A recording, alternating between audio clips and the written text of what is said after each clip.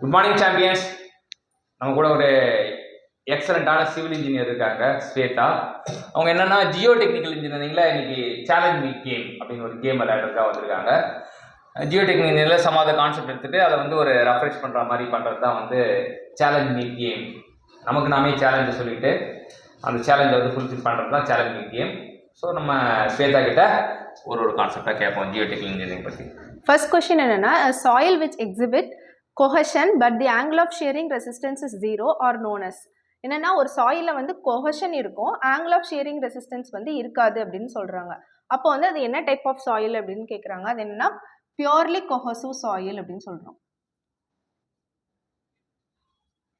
இது எப்படி சொல்றோம்னா, ஒரு கிராஃப்ல வந்து ஷியர் ஸ்ட்ரெஸ்ஸுக்கும் நார்மல் ஸ்ட்ரெஸ்ஸுக்கும் கிராஃப் வரைகிறோம். அப்போ வந்து இங்கே இந்த ஷியர் ரெசிஸ்டன்ஸ் வந்து 0ன்னு சொல்கிறாங்க. அப்போ கொஹஷன் மட்டும் தான் இருக்கும். அப்போ அந்த கிராஃப் வந்து இப்படி இருக்கும்.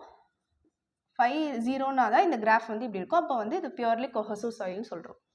ஸோ நம்ம என்ன தெரிஞ்சுக்கிறோம் அப்படின்னா, ஃபர்ஸ்ட் கான்செப்ட் வந்து பியூர்லி கொஹசிவ் சாயில் அப்படின்னு ஒரு விஷயம் தான் பார்க்கணும். படிக்கும் போதே வந்து என்ன பண்ணணும், நம்ம எதை படிக்கிறோம் அப்படின்னு சொன்னோம்னா, எதை இப்போ என் டார்கெட்டில் மைண்டில் என்ன வந்துக்குது, என்கிட்ட ஒரு பிரெயின் பாக்ஸ் இருக்கு. பிரெயின் பாக்ஸில் வந்து நான் இப்போ வந்து ஒரு வார்த்தையை தான் தூக்கி போட போகிறேன். பாக்ஸ் ஒன்று வச்சுருக்கேன். என் பிரெயின் வந்து ஒரு பெட்டி மாதிரி வச்சுருக்கேன். அந்த பெட்டிக்குள்ளே நான் என்ன வைக்க போகிறேன்னா, பியூர்லி கொஹசிவ் சாயில் அப்படின்றத போய் இப்போ வைக்கிறேன். அப்போ பியூர்லி கொஹசிவ் சாயில்னா என்ன, அது கொஹஷன் இருக்கும் அப்படின்னு தெரியும். ரெண்டாவது, ஆங்கிள் ஆஃப் ஷியரிங் ரெசிஸ்டன்ஸ் இருக்காது. ஒன்று இருக்கும், இன்னொன்று இருக்காது அப்படின்றது என் மைண்டில் வந்து உட்காரணும். அப்படி உட்கார்ந்தோம்னா நான் அது என்ன சொல்லுவேன், பியூர்லி கொஹசிவ் சாயில் அப்படின்னா. அப்போ கிராஃப் போட்டோன்னா ஷியர் ஸ்ட்ரெஸ்ஸுக்கும் நார்மல் ஸ்ட்ரெஸ்ஸுக்கும் கிராஃப் போட்டோன்னா அது வந்து ஒரு ஹரிசாண்டல் லைனாக வரும் அப்படின்றது இருக்கும். ஸோ நம்ம ஒரு விஷயத்தை பற்றி நினைக்கும் போதே அது தொடர்புடைய தகவல்கள் வந்து நமக்கு அப்படியே மேலே அப்படியே அலை அலையாக வரணும், அப்படியே மிதக்கிற மாதிரி இருக்கும். அப்போ தான் வந்து அதோட ஃபீல். இப்போ நீங்கள் பார்த்தீங்கன்னா எப்போ அந்த அலை அலையாக வரணும், இப்போ வந்து நம்ம angle of shearing resistance 0 cohesion இருக்கும் அப்படின்னா நம்ம புரிஞ்சிக்கலாம், it is the purely cohesive soil அப்படின்றது. அடுத்த கான்செப்ட் சொல்ல போறீங்க. The effective stress on soil is due to, சாயில்ல எஃபெக்டிவ் ஸ்ட்ரெஸ் எதனால் நடக்குதுன்னா, weight of water present in pores. போர்ஸில் இருக்கிற வெயிட் ஆஃப் வாட்டர்னால தான் எஃபெக்டிவ் ஸ்ட்ரெஸ் சாயிலில் வந்து நடக்குதுன்னு சொல்கிறோம். ஸோ எஃபெக்டிவ் ஸ்ட்ரெஸ் அப்படின்னு ஒரு ஸ்ட்ரெஸ் இருக்குது. அது எங்கே ஏற்படுதுன்னா சாயில் ஏற்படுது. இப்போ என்னோட பிரெயின் பாக்ஸில் வந்து நான் என்ன வச்சுக்கிறேன், எஃபெக்டிவ் ஸ்ட்ரெஸ் ஆன் சாயில். அதுக்கான காரணம் என்ன அப்படின்னு யோசிக்கும் போது, இப்போ சாயில்னா சாயிலுக்கு இடையில வந்து எனக்கு போர்ஸ் இருக்கும். அந்த போர்ஸ்னா அந்த போர்ஸில் வந்து போர்ஸ்னா அது காலியான இடம் அப்படின்னு சொல்லலாம். அந்த போர்ஸில் வந்து வாட்டர் இருக்கும். இப்போ வாட்டருக்கு ஒரு வெயிட் இருக்கும். அந்த வாட்டரோட வெயிட்னால ஏற்படுற எஃபெக்டிவ் ஸ்ட்ரெஸ். போர்ஸ்ல உள்ள சாயிலோட போர்ஸ்ல உள்ள வாட்டரோட வெயிட்னால ஏற்படுறதுனா எஃபெக்டிவ் ஸ்ட்ரெஸ் அப்படின்னு சொல்லியிருக்காங்க. அடுத்த கான்செப்ட் என்ன? In standard penetration test, in dilatancy correction ல corrected value ஓட ஃபார்முலா என்னன்னா 15 plus n minus 15 divided by 2. என்னன்னா number of blows. So corrected value dilatancy correction அப்படின்றத தான் கண்டுபிடிக்கிறோம். எஸ்பிடினா sorry, standard penetration test. Standard penetration டெஸ்ட்க்கு வந்து டைலட்டன்சி கரெக்ஷன் வந்து ஃபார்முலா என்னன்னா 15 plus open the bracket n minus 15 by 2. அது n minus 15 by 2 அப்படின்னு தெரிஞ்சுக்கலாம். அடுத்தது நெக்ஸ்ட், ஆப்டிமம் வாட்டர் கண்டென்ட்னா எதை சொல்கிறேன்னா, water content corresponding to maximum try density. அதுதான் வந்து நம்ம ஆப்டிமம் வாட்டர் கண்டென்ட் சொல்கிறோம். Water content corresponding to maximum try density. Optimum water content அப்படின்னா நமக்கு ஞாபகம் வச்சுக்கிறது maximum try density. Water content corresponding to the maximum try density. அடுத்த concept என்ன சொல்ல போறீங்க? According to Terzaghi theory, the value of coefficient NC for an angle of shear resistance phi is equal to 0. அதுக்கு வந்து NCயோட value என்னன்னு சொல்லி கேட்குறாங்க. NCனா என்னன்னா coefficient of angle of shearing resistance. தெசாகி தியரி படி NC வேல்யூ வந்து 5.7 இருக்கும். தெசாகி தியரி படி வேல்யூ ஆஃப் கோஎஃபிஷியன்ட் வந்து என்ன அப்படின்னா, for an angle of shear resistance 0ல வந்து பாத்தீங்கன்னா NCயோட வேல்யூ 5.7 அப்படின்னு. 5.7 எப்படி ஞாபகம் வச்சுக்கலாம்? 5.7ன்ற நம்பர் அது வந்து நமக்கு வேல்யூ ஆஃப் கோஎஃபிஷியன்ட் அப்படின்னு சொல்றாங்க. Value of coefficient for an angle of shear resistance 5 5.7 ஞாபகம். வாரத்துக்கு எத்தனை நாள்? 7 நாள் அப்படின்றது. அப்ப அதுல யூஸ்வலா சாட்டர்டே சண்டே வந்து லீவா இருக்கும். இப்போ ஒர்க்கிங் டேஸ் 5. இப்போ 5னா ஒர்க்கிங் டேஸ் 7 5.7 அப்படின்னா இப்போ நம்ம அந்த நம்பர் சில நம்பர்லாம் ஃபேமஸான நம்பர்லாம் வரும்போது நம்ம எப்படியோ தொடர்புபடுத்தி ஞாபகம் வச்சுக்கணும். 5.7 அப்படின்னு ஓகே 5 நாள் ஒர்க்கிங் டே 7 நாள் வந்து டோட்டல் டே, ஸோ டோட்டல் வீக். அப்போ வந்து 5.7. அப்போ வந்து அதுதான் வந்து டெர்சாகி தியரி படி the value of coefficient corresponding to the angle of shear resistance phi equal to 0. எப்பவுமே ஜீரோன்னு ஒரு இடம் வருதுன்னா நம்ம வந்து அதை பத்தி நல்லா ஆழமா யோசிக்கணும். ஆங்கிள் ஆஃப் ஷியர் ரெசிஸ்டன்ஸ் ஜீரோவா? அப்ப டெர்சாகி என்ன சொன்னாரு? டெர்சாகி என்ன சொன்னாருன்னா வேல்யூ ஆஃப் கோஎஃபிஷியன்ட் கால்குலேட் பண்ணாரு.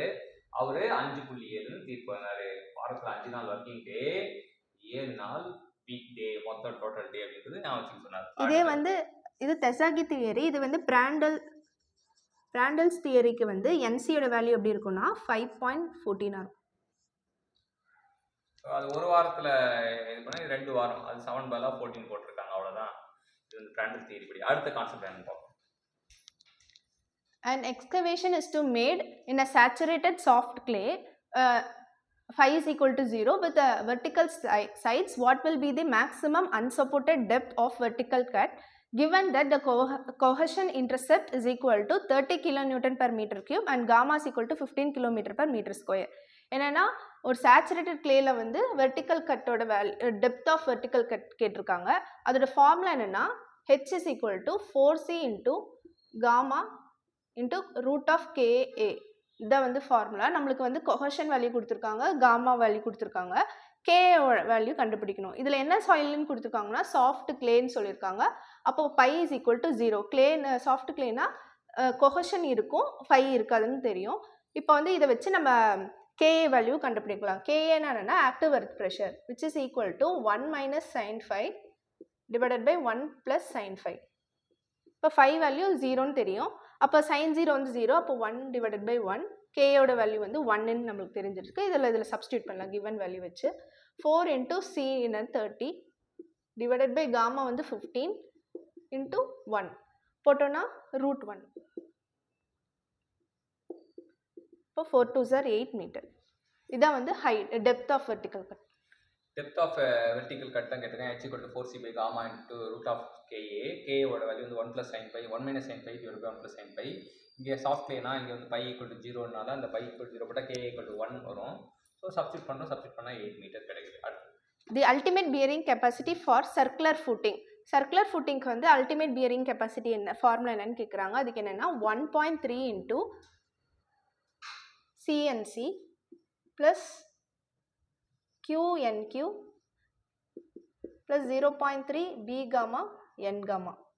இதான் வந்து சர்க்குலர் ஃபுட்டிங்கான அல்டிமேட் பியரிங் கெப்பாசிட்டி. இப்போ இந்த Q வந்து gamma into depth of the footingனு எழுதலாம். அல்டிமேட் பியரிங் கெப்பாசிட்டி வந்து ஃபார் சர்க்குலர் ஃபுட்டிங் வந்து it is a simple formula தான்.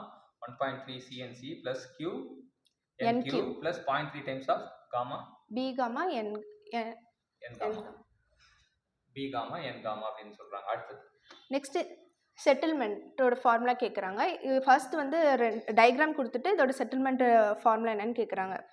இது இனிஷியல் செட்டில்மெண்ட் வந்து E0 இருக்குது, இதுலேருந்து இவ்வளோ செட்டில் ஆகுது. நெக்ஸ்ட் வந்து ஃபைனல் செட்டில்மெண்ட்டுக்கு வந்து இவ்வளோ இருக்குது. இப்போ செட்டில்மெண்ட்டோட ஃபார்முலா எப்படி கண்டுபிடிக்கலாம்னா del E divided by 1 plus E0 into H போட்டால் நமக்கு செட்டில்மெண்ட் ஃபார்முலா.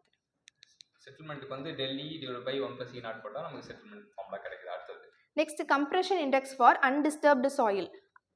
அன்டிஸ்டர்ப்டு சாயிலுக்கு வந்து கம்ப்ரெஷன் இண்டெக்ஸ் என்னன்னா CC is equal to 0.009 into WL minus 10%. இதான் வந்து கம்ப்ரெஷன் இண்டெக்ஸ். இதில் WL என்னன்னா லிக்விட் லிமிட் அப்படின்னு சொல்கிறோம். ஸோ கம்ப்ரெஷன் இண்டெக்ஸ்க்கு என்ன ஃபார்முலா போட்டிருக்கீங்க? CC equal to 0.009 into WL minus 10%. Okay, அடுத்தது decreasing order of plasticity index. Plasticity இண்டெக்ஸை பொறுத்து டிக்ரீசிங் ஆர்டரில் என்னென்ன இருக்குன்னா என்னென்ன சாயில் இருக்குன்னா மான்ட்மோரிலோனைட், இது வந்து ஃபஸ்ட்டு, அப்புறம் வந்து இல்னைட்,